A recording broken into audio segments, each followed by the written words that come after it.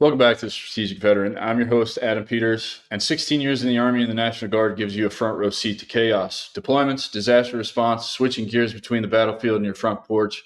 But it was losing a brother in arms to suicide that really cut through the noise for Corey Brown, forcing him to reckon with everything the uniform can't protect us from. That loss tore a hole, but it also lit a fire. These days, Corey's taking all that grit, all that truth, and pouring it into real talk around a kitchen table in front of a camera and through his new project, Eat Your Feelings. He's hell-bent on making mental health conversations as normal as swapping recipes, especially for veterans who are used to acting tough and staying quiet. If you've ever felt lost after hanging up your boots or tried to outrun your own story with work, distraction, or silence, this one's for you. Corey's not here with a blueprint or a happy ending. He's proof that asking for help, sharing your scars, and rebuilding from scratch is about as real and as strategic as it gets. So let's get into it. Corey, welcome to the show, brother. Sam, welcome to the show. Thank you for having us. Thank you. Yeah, man, excited to dive into this. Really love your mission, Eat Your Feelings. This is going to be an incredible episode. So we'll just dive right in. We're going to start with you, Corey. Where'd you grow up and what inspired you to join the damn Army? Where did I grow up? I grew up south of Birmingham, Alabama, about 20 miles as the crow flies. Where? In a place called Alabaster. Okay, I'm sitting in Prattville right now. Oh, No way, dude. Yes, sir. Nice. Yes, sir. Nice. Roll Tide. I knew it was coming. Roll Tide. Yeah. I got here a week ago and I was in the Walmart and somebody said, "Excuse me." I was looking at deodorant and he's all in his Roll Tide gear. And I said, "Yeah, no problem." He said, "Roll Tide." And I was like, "Oh boy, we're in for it now, man." You caught one in the wild, man. That's a rare thing. I did. Yeah, I think Auburn's more likely to say War Eagle all over the place. Yeah. In space, put the flag on the moon. Yeah, I mean, we had a cooler commercial about it, but whatever. That's where I grew up. And funny enough, Sam grew up in the town right next door, Montevallo, Alabama. Few decades before Corey. Two decades before Corey. And how I got in the Army was that was the only branch that didn't recruit me. And I was like, fuck, I'm gonna go there. Yeah. They don't want me. Classic. I want them, Classic story. And I went to a little military junior college there in Marion. I don't know if you know where Marion is. That might be too small for you. Yeah, might be. But they were like one of 8 military junior colleges that were doing this early commissioning thing. And I was like, that sounds like exactly what I want to do. And so I went there for 2 years. I got a commission. I joined the National Guard after I got out of that junior college. And I was serving in a little town called Sylacauga in a heavy cav troop, E Troop, 31st Cav. We ran hunter killer teams, 2 tanks, 3 Bradleys. That was just like the coolest thing. Especially I love Bradleys, man. Bradleys.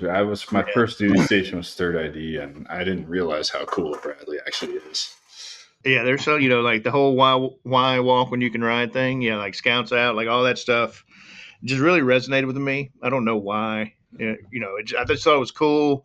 It was unique. These machines were awesome and incredible, and so I really enjoyed doing that. So you fast forward a couple years. When I was ready to be promoted to captain, the Army basically said I'm not smart enough because I didn't have a bachelor's degree. And that's fine. What the standard is. You know what you're supposed to do. He was used to hearing that a lot. I was. I'm not very smart in a lot of places. But the bottom line is I didn't get my bachelor's degree in time to get promoted to captain. And so I faced a choice. Like I could get out of the Army. They were going to let me get out of the Army nicely. Or I could resign my commission and enlist. So I did that. I wanted to stay in.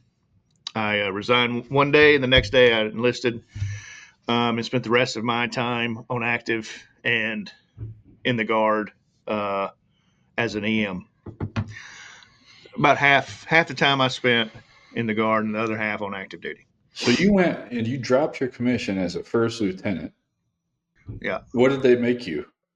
A specialist? I came in as an E5. Okay, that's a little bit better. I was like, if you went and had to start over at like private or specialist, that would probably smacked you. Yeah, I mean, yeah.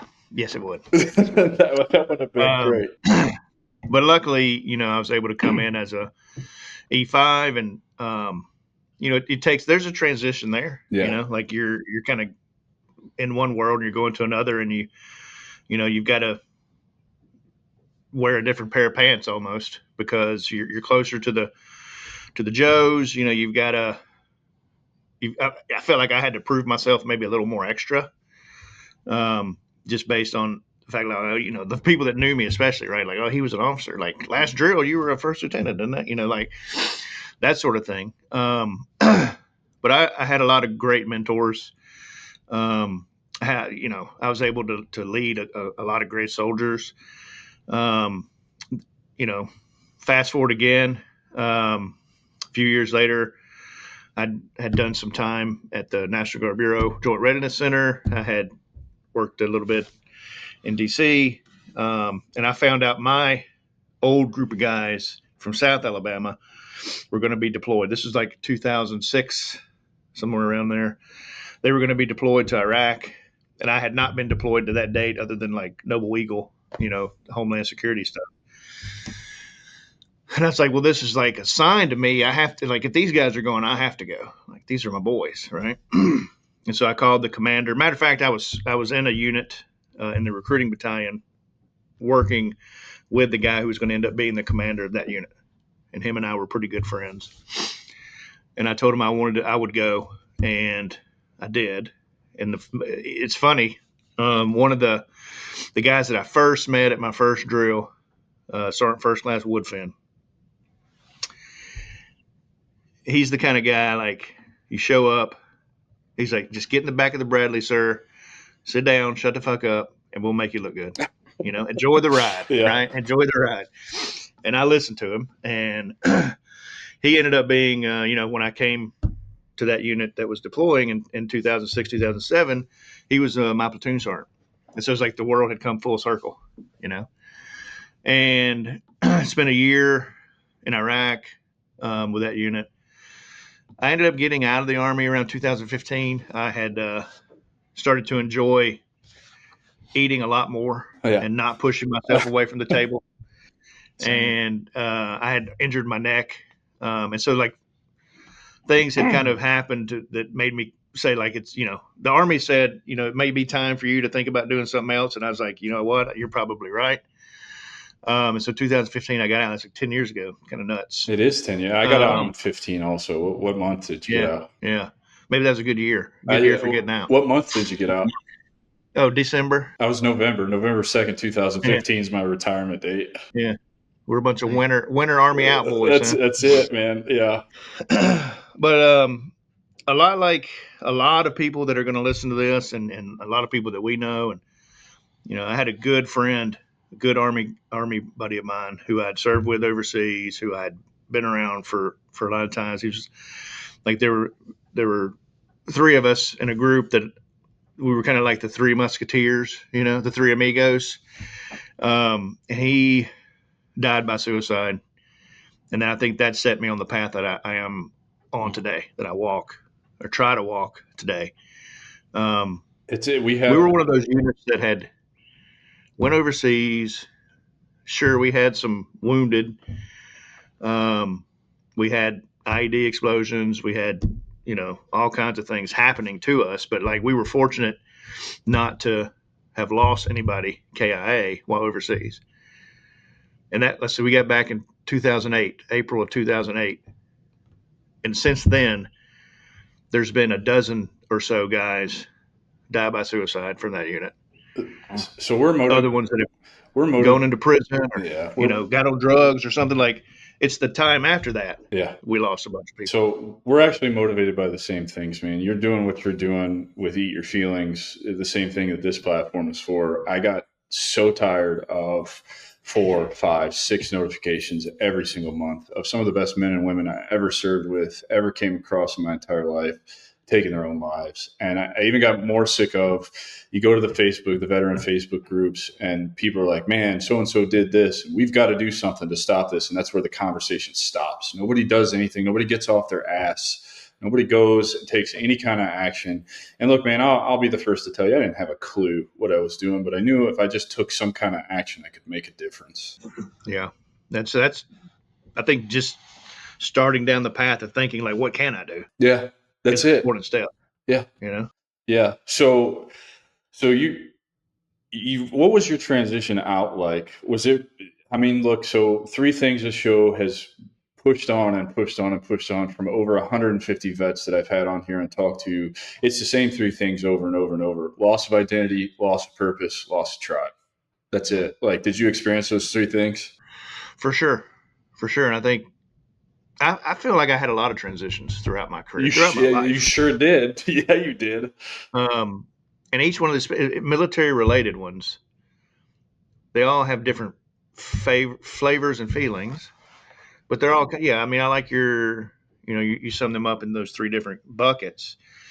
I remember one transition of like when we got home from overseas, like that was, to me, looking back, that was an important time for a lot of folks that obviously went wrong for a lot of folks, outside of what could the military have done? What could the VA do? Like when we start thinking about the reasons and you start hearing about the pressures, like you can start to really find out that this is a much larger problem than what the Army's doing for guys who are coming back from overseas, or what the VA is doing, for that group. Like, it's like, what are the banks doing? What are the hospitals doing? What are the utility companies, like the financial pressures, the medical pressures, the family pressures? Like, there's so many different things that we're having to kind of face. And some people just aren't equipped very well. They don't have a good support network. Well, they're let down. I agree 100%. I did 4 deployments over my 13 years. So basically every other year deployed, almost 50 months of combat time.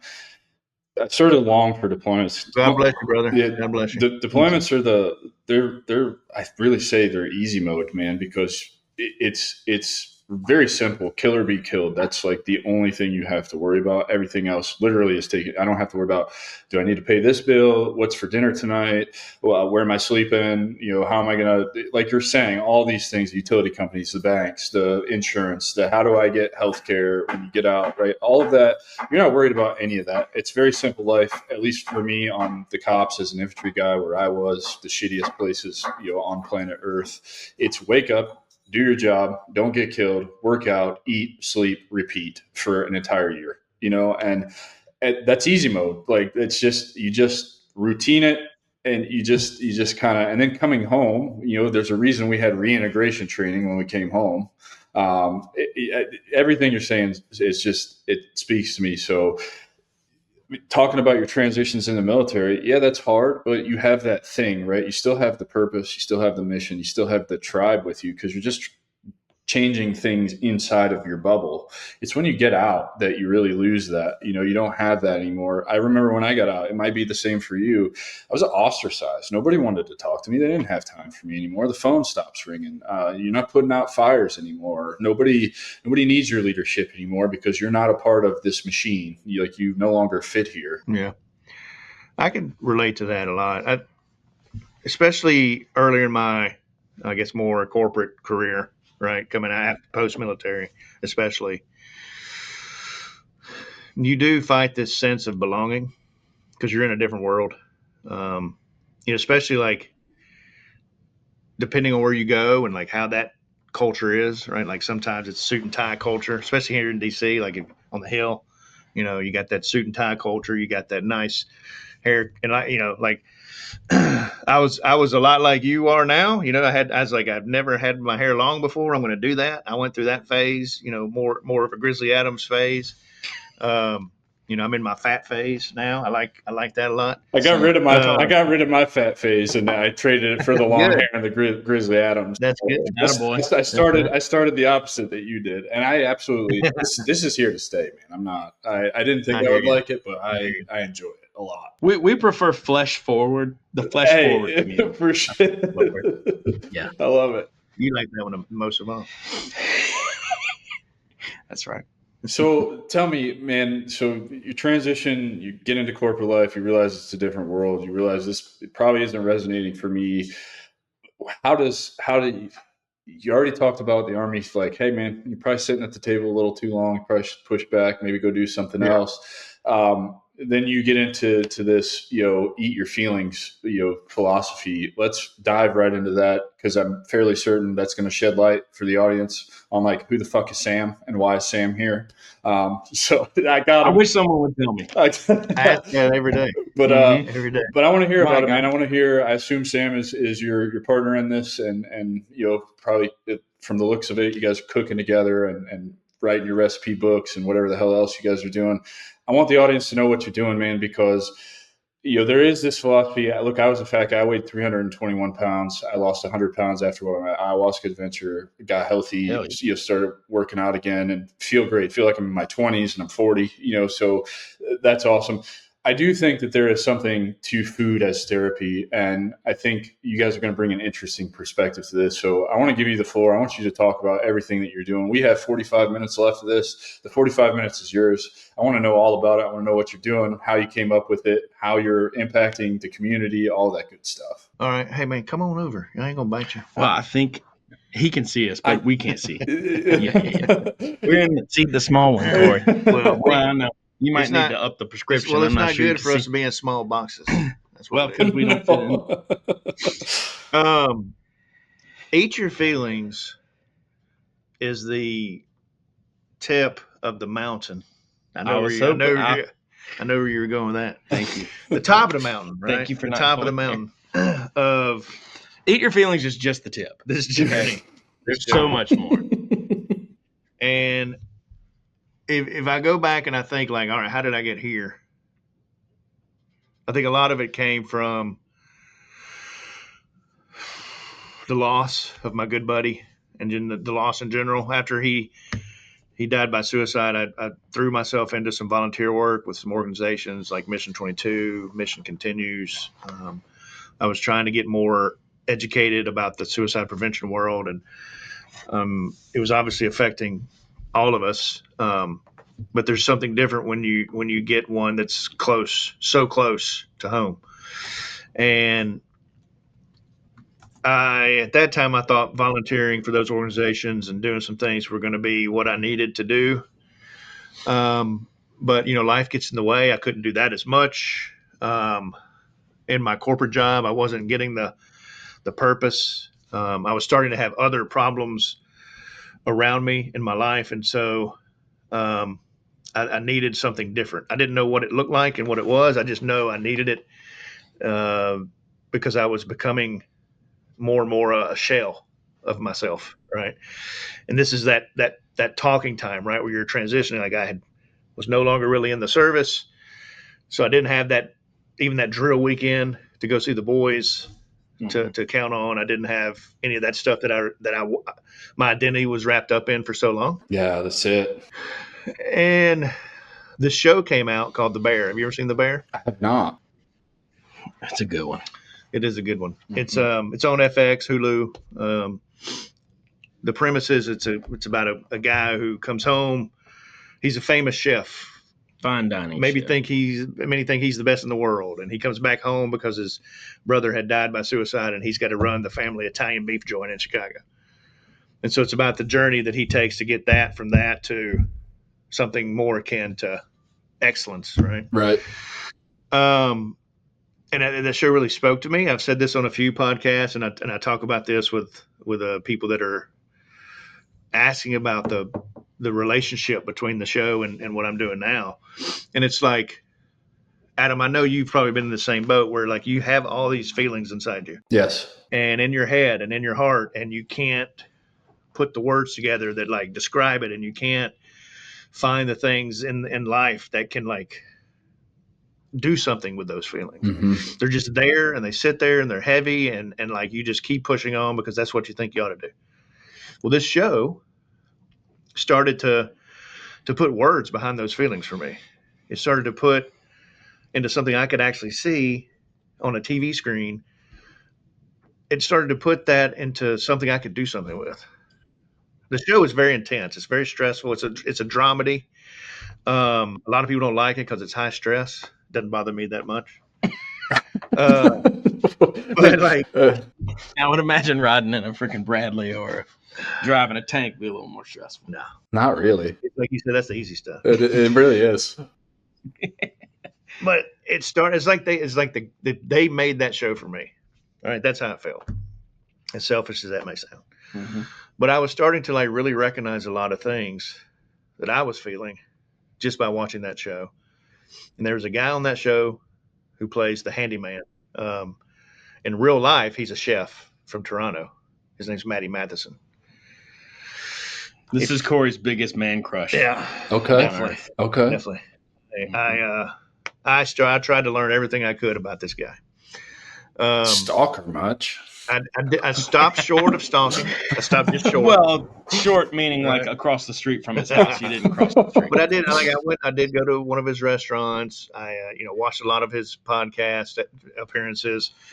He became famous because like Vice, when Vice was a big thing, they were like, "Hey, dude, can you cook a cheeseburger for us?" And he was like, "Yeah, man." And like he did, and like that blew up into what he has today.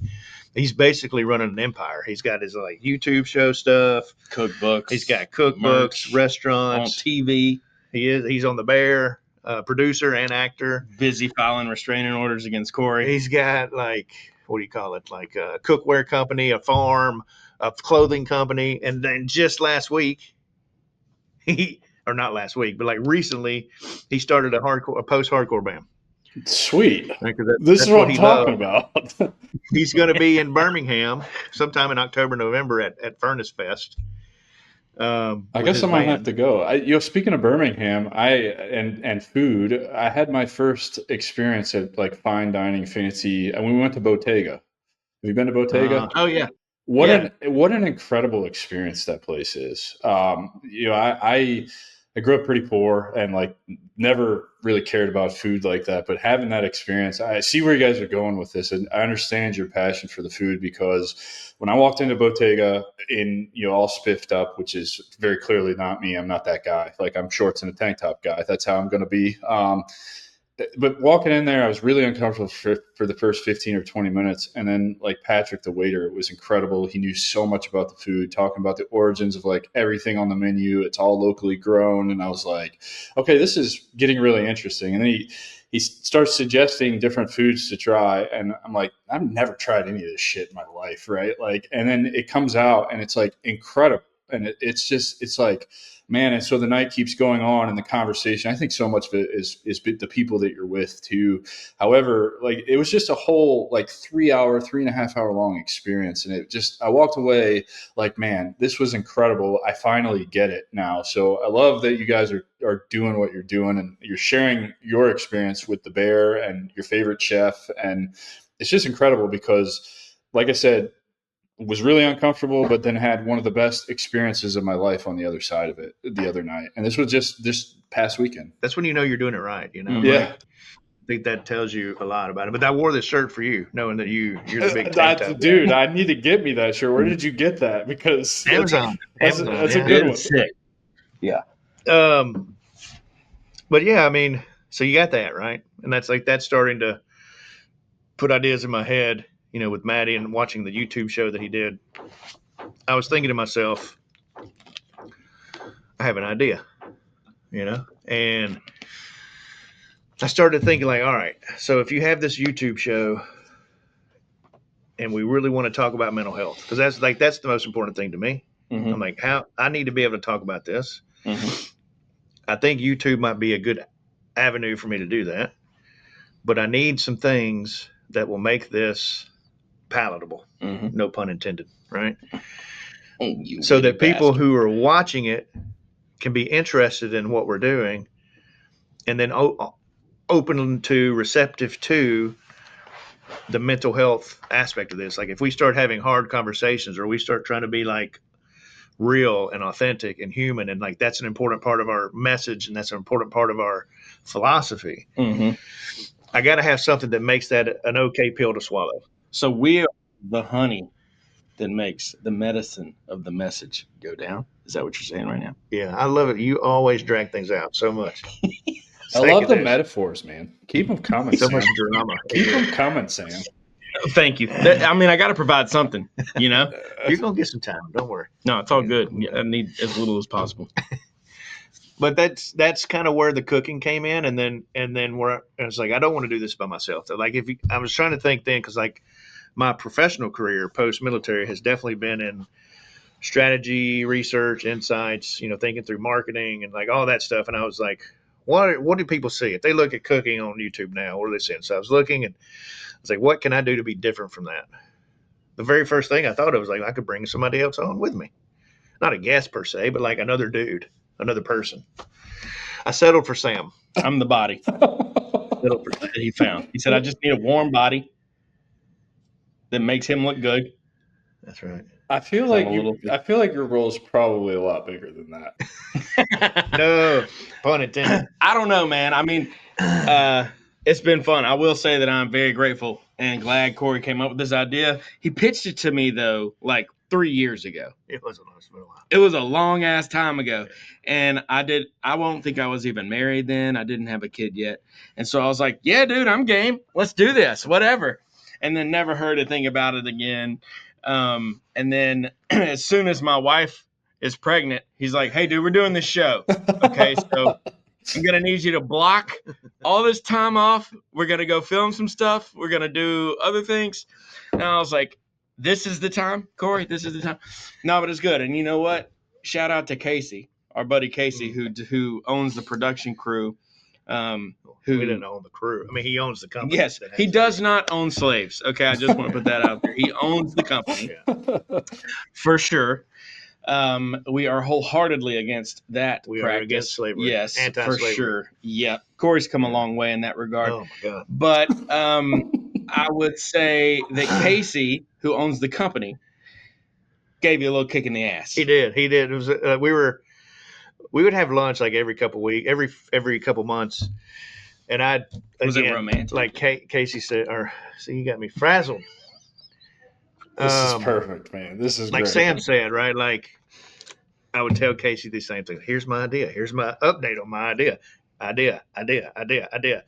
And one day we were at this Korean barbecue joint. Mm.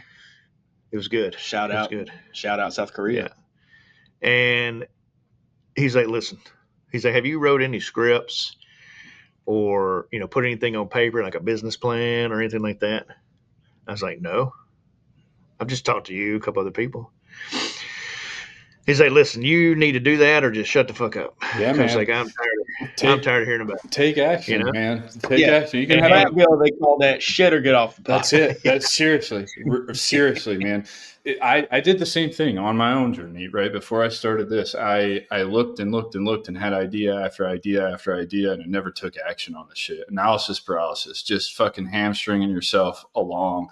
And we're making a joke out of it, but seriously, like I tell veterans this all the time, like I'm not special. You could do what I do. You could put yourself on the internet and just say quiet parts out loud and build a brand and all of that, but you have to take action. You have to do something. And I see it all the time. It's like, well, I don't know what to do. It's like, just fucking do something. Just do something. Because what you're going to find, you'll figure it out. And that's just it, right, Sam? Like, so what you'll find is you never know what the hell you're doing. You just continually, you put something out, you look at the response to it, you evaluate what went well. It's just like an AAR, right, Corey? Just AAR that shit. Well, three things that went well, 3 things that need to be improved, and then you put the next piece out, and you just rinse and repeat until you've made it. And I love that you're telling like the actual truth of how this went. I had idea after idea. And finally, my buddy that owns the production company says, you need to shit or get off the pot. That's right. Yeah. I mean, like, he's like, I will help you, like I'll film this for you. Like we can make it look exactly like you want to, but like we have to quit just talking about it every single time. And so like there were 2 takeaways immediately. Your takeaway, which always sticks with me, that if you don't go for something, then you'll never get it. Mm-hmm. Right. So like, yeah, you may get rejection. Yeah. But even rejection is better than not ever knowing if it was going to work or not at all. Mm-hmm. And then the other takeaway for me was like, it's never just about one person. It takes this tribe, as you mentioned before, right? It takes this community. It takes like, everybody probably has really good friends. A lot of us know that we do. Some of us don't. But like once you're out there and once they can see the passion that you have for something, people will help you. Like if you can clearly kind of state what it is you're trying to do and put the passion that it's going to take to do it behind that, people will jump at the chance to like try to help you realize that. It's so funny you're Right. saying this right now, Corey, because everybody knows I've posted every day for almost 500 days on LinkedIn. And today my post was about this mini epiphany I had last week about people. And you're talking about people. So I want to read you this kind of mantra I came up with for myself. It says, people are the key to success. Systems, strategies, and tools mean nothing without the right people around them. The right people open doors, expand vision, and multiply impact. The wrong people drain time, energy, and purpose. My mission is to build with and for the right people, because success isn't just what you create, it's who you create it with. The biggest, smallest epiphany I've ever had in my entire life. It's like, man, everything that I'm going to do, everything that I've done to get here, it's all about people. Mm-hmm. Yeah, I wrote a post yesterday that, in light of everything that's been going on, right, these past couple weeks, we get so tied into our identities that we assign ourselves or that are assigned to us, our roles in life, that we forget that the one thing that we all are is human,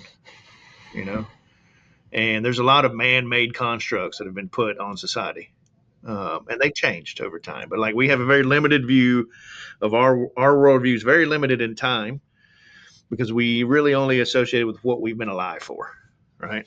Mm. And I was like, these identities, these roles, they're messing things up. Like we're broken because of a lot of this. Not just the political or the partisan labels and that sociological, ideological divide that the U.S. is in, but I'm talking about like the relationship between boss and employee. Just on an individual level, I think what it is people have lost the ability to think critically. They just kind of adopt this, whatever philosophy comes their way via social media or whatever. They don't have the hard conversation in the mirror and say, hey, who am I and what do I want? They listen to everybody else's opinion of who they should be and what they should want, right? That's the biggest fucking problem, is nobody thinks for themselves. I think we've lost the ability to be like, we're losing the ability to be kind to each other, just as humans. Yes.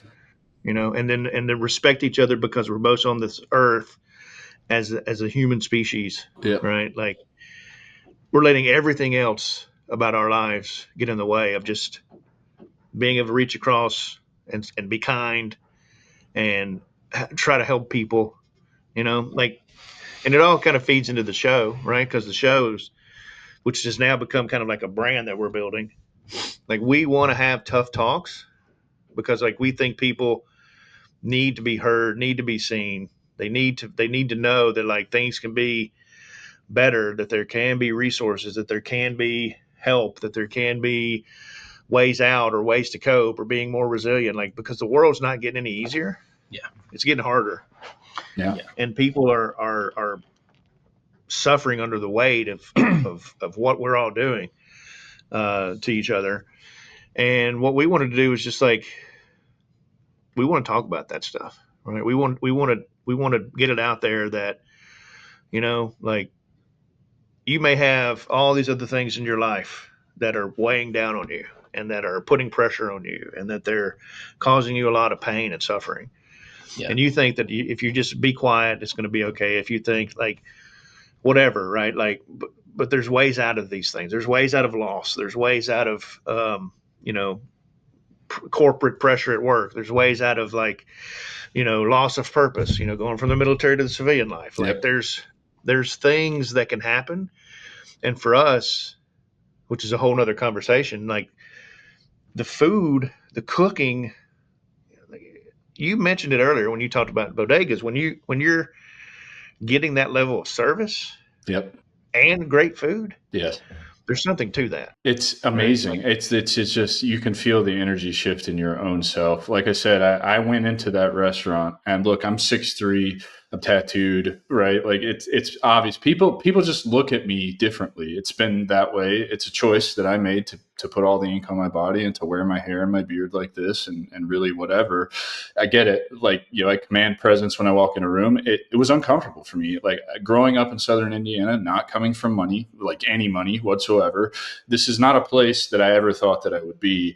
So, but then the experience starts to take over and you're like, no, I do fucking belong here and I do have a place here and I want to enjoy this. And then before you know it, you're like, that was such an incredible experience. I can't wait to come back and do it again, or to go have those experiences at, I know they don't have a Beard Award or a Michelin star. I also know that there's some politics that go into how you get those awards, but I've been told it's one of the best restaurants in Birmingham, period. Like it should have a star and it could have a star.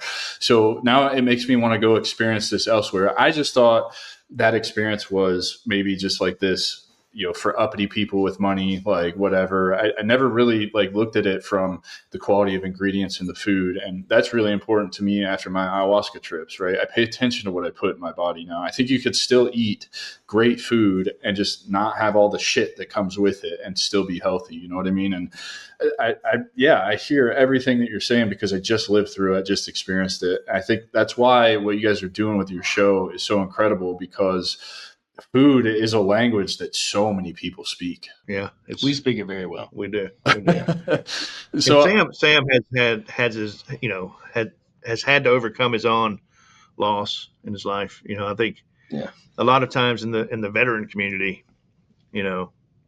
why Sam is important for me to be here is because like the show's not just targeting veterans. It's not just targeting first responders, like that type of community that I was definitely in and used to. Having come from the corporate side of things, like there's a lot of the same sort of problems happening there too, and people just getting grinded down, to stumps, to like I said earlier, shells of themselves, because like the purpose becomes, let's make another dollar in EBITDA. Yeah, let's figure out how to help Apple sell another cell phone. Like those are not important. Like, sure, in our consumer society, yes, there is some importance to that stuff, but it's not worth the life and death emphasis that gets put on in the corporate space a lot of times, which then just leads to burnout. And nobody's probably really looking at that as much as the veteran community, as the healthcare community. Like there's probably a lot of statistics that could come from a study on corporate America people would be very, very eye-opening. Yeah. And that was one of the other constituencies that we had in mind for this when we were doing that, because like they need the same sort of being seen, being heard, understanding how to be more resilient. Everybody can't be as fortunate. Mm-hmm. Like I feel very fortunate to be able to say, well, I can leave this opportunity over here to do this opportunity over here, right? Like my wife can be supportive of me. We can have enough money in the bank. I can take that leap and feel okay. A lot of people can't do that, right? So they have to be able to develop tools or know where they can get some resources that can give them a little, like sometimes it's just about, like, can I make it to the next day? Can I make it to the next week? And that was an important thing for us too. Yeah. So Sam's lived in that world.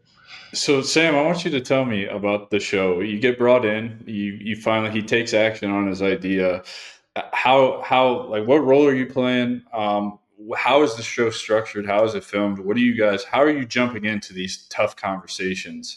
Talk about your own loss too, man, because to his point, my platform's not just helping the veteran community. I can't tell you how many civilians have reached out to me and like, where the hell have you been my whole life? I need to be hearing this shit. So let's get it from a civilian's perspective, man. Somebody who is partnered with a veteran who's doing this incredible show with these incredible kind of avenues to healing ourselves. I want to hear your perspective, man. I appreciate it, man. And this is just really enjoying this conversation as well. I'm learning stuff about Corey I didn't even know yet.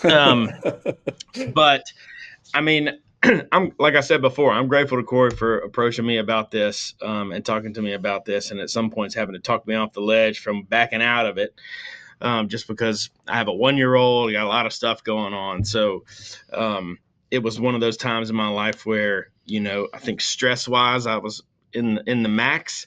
But I love Corey, and I believe in him. I believe in his vision, and I believe in the mission of what Eat Your Feelings is about. And I also am a strong believer in the power of dick jokes. So I was happy to join him for this, which is now what we're calling a dick joke show with cooking. With a side of cooking. Yes. But, I mean, look, dude, no one is immune to going through tough times. You know what I mean? And no one, it's like that, like Instagram memes about like, I'm glad I know about, the Pythagorean theorem when it's tax season or whatever. Like, you're not equipped to have real life skills in that respect. And we're not really equipped unless you've gone through something traumatic in your life and gone through therapy before that. Then you get some tools and tips and tricks to help. But no one's equipped with that. And so it's very easy to become overwhelmed with all the things Corey's talking about. Just everybody is saddled with. It's not unique to any one group or another. Like, no one is immune.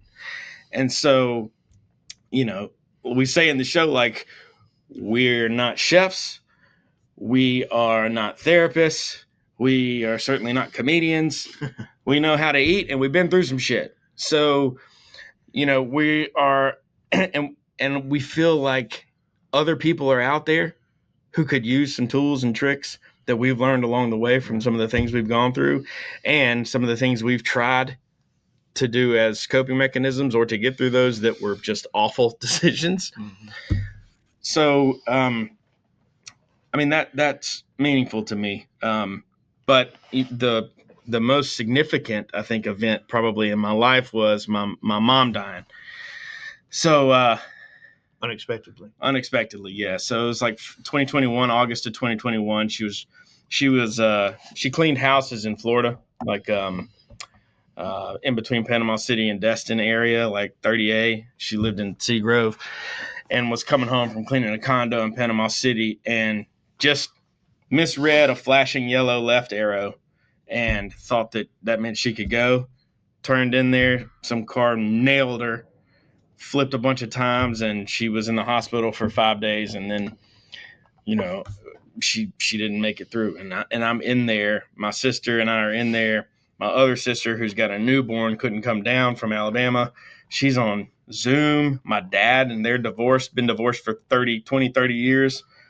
He's on there, like, and we're just in there with my mom staring at monitors and watching her pass away. And I'm like, no one is prepared for that. We're not meant to be prepared for that. Everyone's going to have to go through something like that. And I think whether it's that to that degree or not, I mean, everybody's going to die. People you love are going to die. Newsflash, skipping to the end, spoiler alert, we all die. Yeah. Nobody makes it out alive. That's it. And also nobody makes it out unscathed, dude. You're going to go through some shit. So, I mean, in the midst of the cooking, like, it's the vibe of the show kind of is like you're at your buddy's house, y'all are cooking dinner and just talking as you would with your friends. Yeah. Like, so we do talk about my mom. Corey talks about his experience losing some of his brothers from after the war. And those are some of the heavy things we go through, but we talk about everyday stuff too, like being dads. We're both dads. Corey's got a complete like kingdom of human beings he has produced. You got a fucking fire team of kids or what? Three girls. Damn, 3 girls. That's rough. I'm not scared of anything, Adam. That's rough, brother. That's rough. 3 girls, way outnumbered. No wonder you had to bring Sam on. Yeah, playing that zone defense, So, but I mean, and we've got some guests that come on there too. One of the guys we had on there is a fellow we've known through work, and his wife happens to be a therapist, and she was hiding behind the cameras, hanging out and correcting Shane when he was wrong, but also throwing out actual tips. Yeah. that work. And so that was helpful, but it's not medicinal. We're not doctors. We're just talking about the experiences we've gone through, some of the things we've learned along the way. And I think really just the cathartic nature of like showing that it's okay to talk about your feelings. Yep. And that even sometimes, like you were talking about, like you've got all these feelings, you don't know the words for them. You don't know how to express them or clean.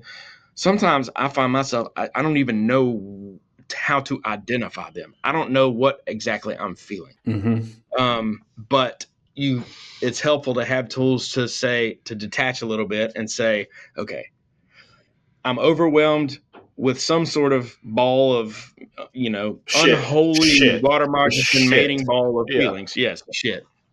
And that's fine. I'm just going to sit in it. That's one of the biggest things I learned from my mom passing, really, is one, the more you love somebody, the harder grief is, right? Yeah, grief is love.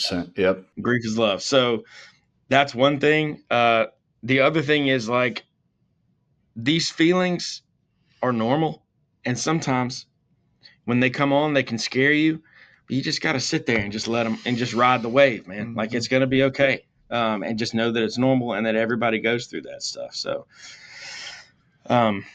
that's the heavy side of all this. For sure. Yeah. Well, and I'm glad you're talking about it because the only way out is through, right? You have to sit with that exactly stuff. Right. And to your point, Sam, I love that you said, like, I don't even know what I'm feeling sometimes, but the key there is you're aware that you're feeling something and it's off, and you're willing to whether that be come together on your cooking YouTube show or come to my podcast, and you're willing to sit with another human being and openly have the conversation. I can imagine how this conversation goes. It's like, hey man, I'm feeling a typical kind of off today, and I don't have the words to describe what I'm feeling. So I'm just going to brain dump on you and let you know what I'm feeling and what I'm going through. And maybe you can help me put a name to it and move the fuck past it, right?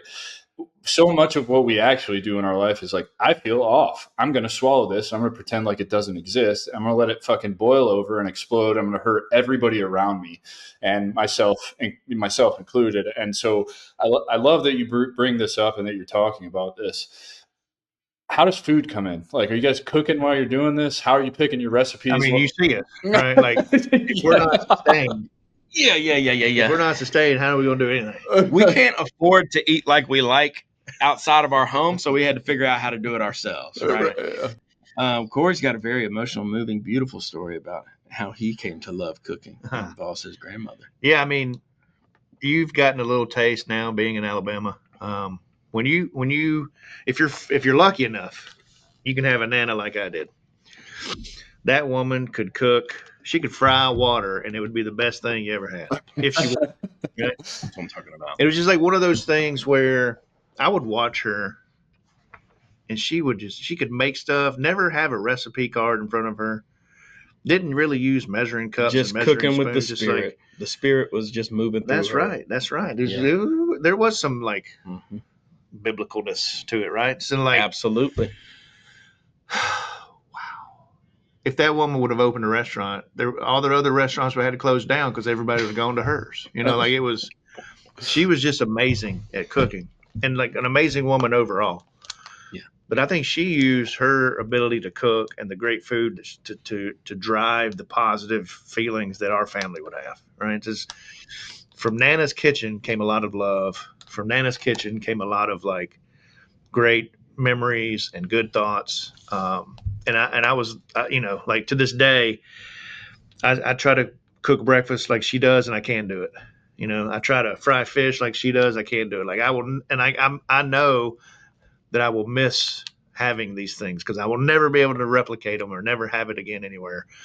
But that was like to me the impetus for cooking. And like any time that as I've gotten older, it's always been something I enjoy doing because I think that's my love language out. Like if I really, really want to show you how much I love you or do something really special for you, then I'm going to cook something for you, right? That's kind of like my thing. And when it came to doing the show, I'm like, I want to take some of these what people think might be hard things to cook and just show you like it ain't that hard. Like, I mean, we're not Yeah. doing 3-star Michelin stuff, you know, Yeah, right. with tweezers and caviar and all that stuff, but like some French recipes we do, you know, like we do an Italian dish that's really, really, really good. Like there You may can be a lot taste of the steps, Italians, for sure. there may be a lot of ingredients, Yeah. but like once you crack the code on some of this stuff, it's not easy. You can have beef bourguignon at your dinner table, right? You can have the best baked ziti you've ever had at your, like, you can do all these things, and like we're going to show you how. We're going to 2 rednecks from Alabama. We're going to show you how to cook some of this French stuff so that you can start to enjoy more things. You don't have to turn to, you know, the same thing all the time, right? Like you can get out there and be a little exploratory in your cuisine and your cooking choices. Yes, if you want to figure like us, you should watch our show. That's And- it. That's it. Plug it, brother. Plug it. To your point earlier about like just do something, like cooking can be intimidating. I understand to some people cooking is stressful. It is not therapeutic. It does not help you process stuff.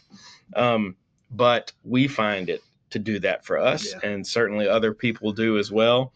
And to your point earlier, like you don't have to say, okay, I'm going to nail this right out the gate. Like don't make good enough the enemy of perfect, right? Like That's it. just start cooking. You're going to learn how to do it. Other way around. I love this, and then you'll start picking recipes with lots of ingredients because you know you can fill the content time, right? That's what it is actually. That's the big challenge, Adam. Is like how do you the cooking show format puts guardrails on things, Yeah, Mhm. right? Because you do, like, if you're going to have a cooking show, guess what? You got to cook a recipe. that's it. All right. So we didn't come in scripted. You know, we have guardrails. One of our important things was, like you told us at the very beginning, like if we couldn't be ourselves, I don't think this would work. No. So we have to bring our own authenticity to it, and I think that's what makes it work. Yeah. But yes, getting through the cook is very important.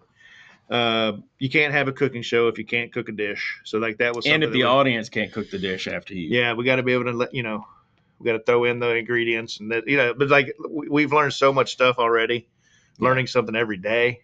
Yeah. I was talking about TikTok to my middle daughter and I think that's the conversation I never thought I'd have, you know, like a lot of new experiences. Was this mid TikTok dance that you were having this? Maybe. Yeah. I'd like to see that dance. It's coming. Careful what you wish for, buddy. Fellas, I love what you're doing with where can we find your show? How often are you putting episodes out? Can we make requests for recipes? What's the next recipe coming up? Do you guys have a recipe book? If you don't, you should be putting one of those out, selling it to your damn email list.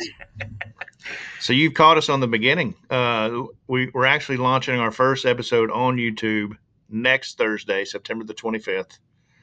Episode 1 will drop. Yeah, baby. And then we'll drop we filmed 4 already. We'll drop them like every other week. We're going to do another season. We're going to film another season in either late October, early November to drop in January. But you can find us, like we're putting out some short form stuff on TikTok, Instagram, Eat Your Feelings show on both of those. Yep. You can find us on YouTube at Eat Your Feelings.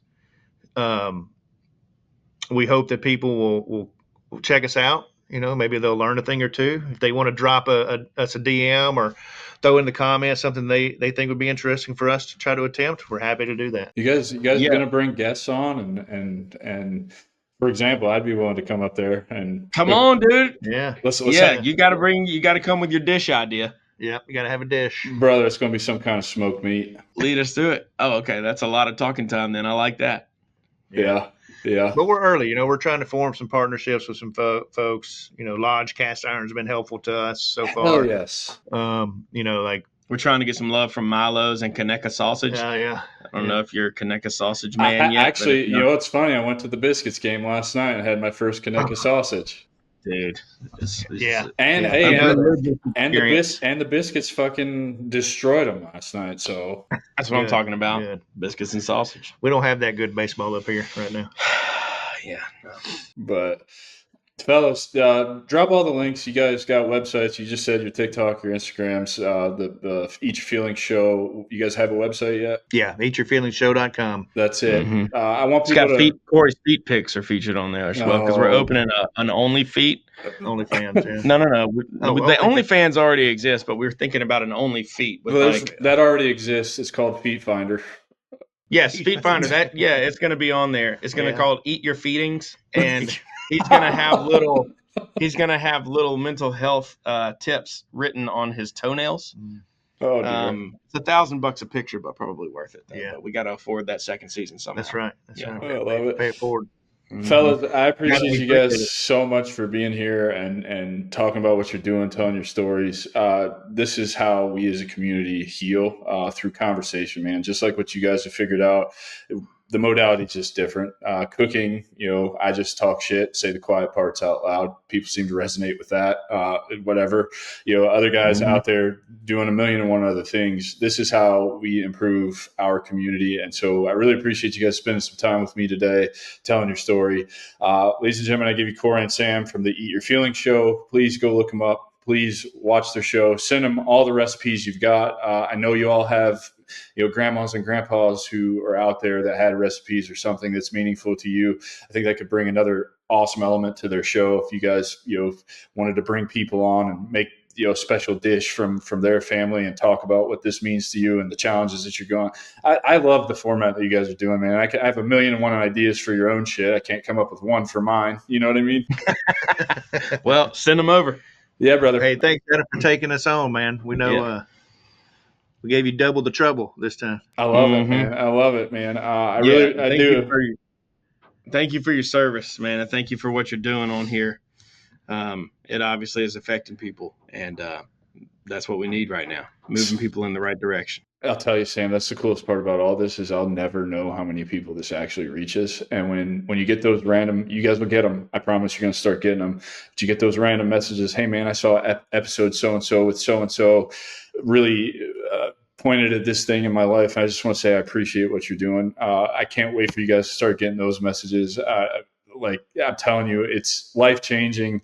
Your life is about to just go from great to even better. You just have no idea how awesome it is when you start just putting yourself out there, man. Just putting yourself out there and seeing how many people resonate with your message. So I'm very grateful you guys chose to spend some time with me. I can't wait to release this to the audience and see you guys grow and see your stuff grow. And I'm just excited, man. And we're going to make sure that there's a tank top option on the merch store for you. 100%, brother. I will. That's it, man. I'll buy 3, 4, 5 of them because that's my wardrobe. Ladies and gentlemen, you can't see them right now, but they'll match the ashless chaps that we have on there as well that Corey's wearing. You need some silkies on there too.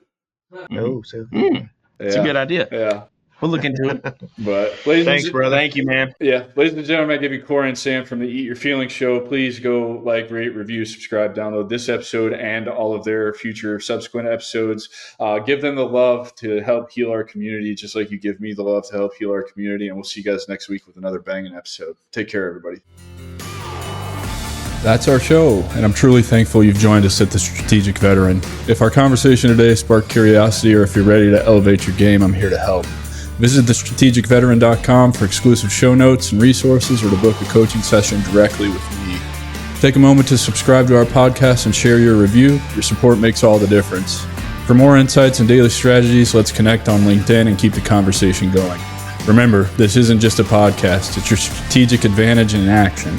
Until our next rendezvous, stay bold and continue the mission.